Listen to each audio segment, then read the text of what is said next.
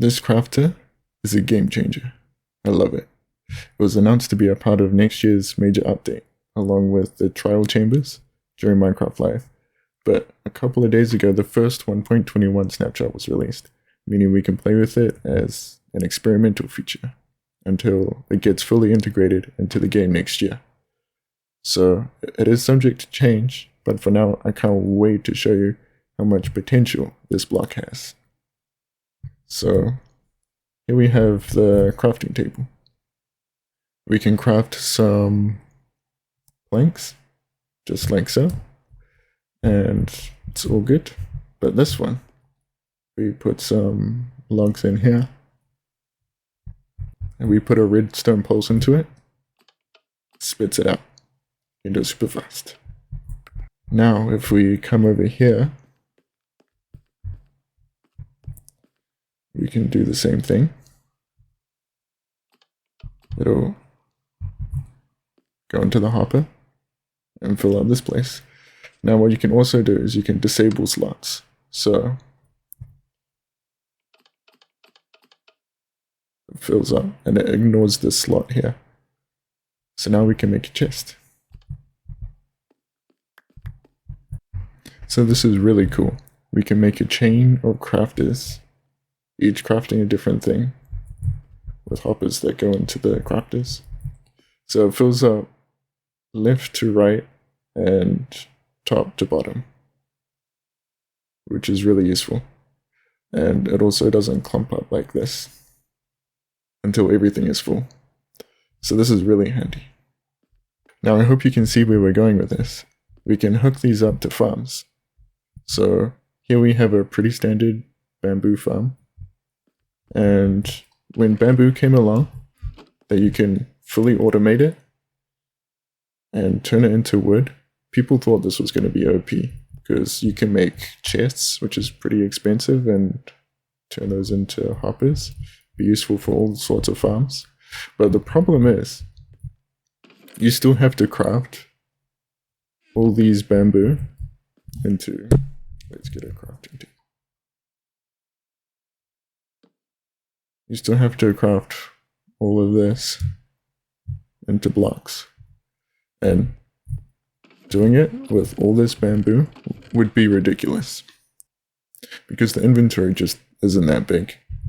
So with this crafter, you can hook it up to a bamboo farm, compact it all into blocks, and that'll solve your inventory for the moment. It'll work for iron farms, gold farms, guardian farms, you name it. This is crazy. But so far we've been using a lever to activate the crafting table, which is somewhat manual. So if we come over here, we can add a clock to it, and it'll send a redstone pulse to activate the crafter every time the 9 slots fill up. So if we put a stack of bamboo in here, give this a flick, it'll start going around, and it'll activate automatically. The timing's a little bit off here, because I did that manually, but you get the idea. You can stop that there. This next feature is really cool. So you can read the contents of a crafter with a comparator. So if a slot is either disabled, or there is an item in the crafter, it'll +1 the signal strength to a maximum of 9. Let's do this. Signal strength of 9. And then if you take one out,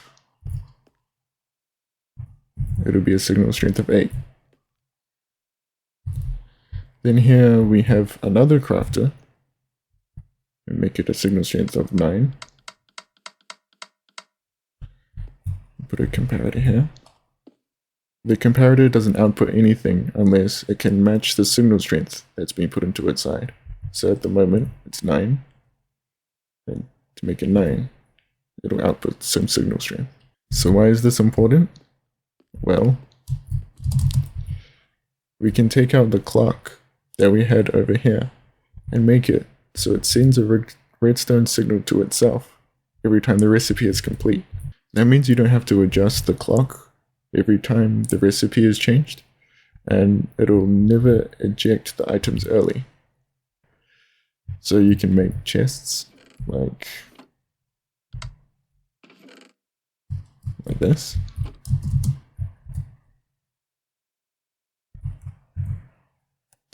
So you can see that fill in.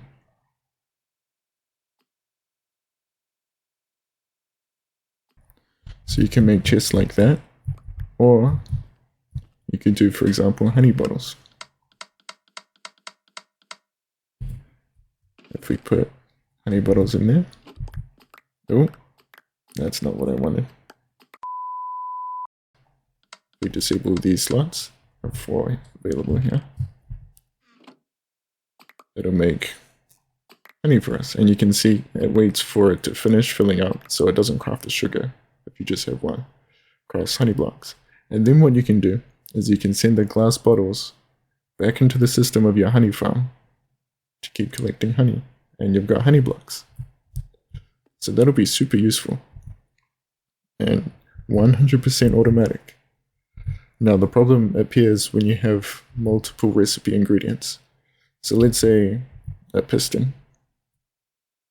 The piston recipe. Piston recipe has different ingredients. So it has planks, cobblestone, iron, and redstone. And if you were to chuck this into a hopper, let's disable this. If you were to chuck it into a hopper like this, it'll just fill up with oak planks. And yeah, we can see that won't work. So this is where this contraption comes in. I'm pretty proud of this. I didn't look at any tutorials. This came straight from my nugget. I'm just taking the same self-activating crafter from over there. But this time I've hooked up a line of droppers and hoppers. So every time it fills up and activates itself, it also comes around here and activates all the droppers. And they drop in one item at a time until the hopper is to be crafted. Now I put the items in piston order to make a piston. So we got planks, plank, cobblestone, cobblestone, so on. So because they go in one at a time and spaced out a bit, they'll never go in the wrong order. So you can make 1 ingredient recipes with just 1 dropper, or 4 or 9. It's all good. You can craft anything in the game in the background while you do more important things. So if you've got a crazy amount of items to craft for a mega project, this is the way to go. So I'll give it a try here. We just click this once to get it started. And we should see here. Comes in at once and boom, activates itself, gets the next line ready. So if we see this in action, see, activates the next row every time it's complete. I'm sure there are more compact designs, and this is also quite slow, but item-specific designs that don't have a huge row of hoppers to slow it down should be a lot faster. The crafter seems to be really versatile, so there'll be a million different ways to do redstone if you're willing to spend the time to kind of tinker around with it. I'm only just really getting my head around all this redstone, so there'll probably be more efficient ways to do this, but I've had so much fun making this design. I hope you realize how much potential the auto crafter has. I'm just going to be using it everywhere in my survival world. I can't wait for it to come out. If 121 just had this feature, I'd be happy. 10 out of 10. With this feature, Mojang just hasn't introduced something that can make a new farm with. With this, you can add this to almost every farm. Alright, that's a wrap for this episode. Thank you so much for watching. I'm working on getting diamond armor and tools for my next episode of my survival world, so subscribe if you want to see that, and as well as more Minecraft updates. Alright, bye bye.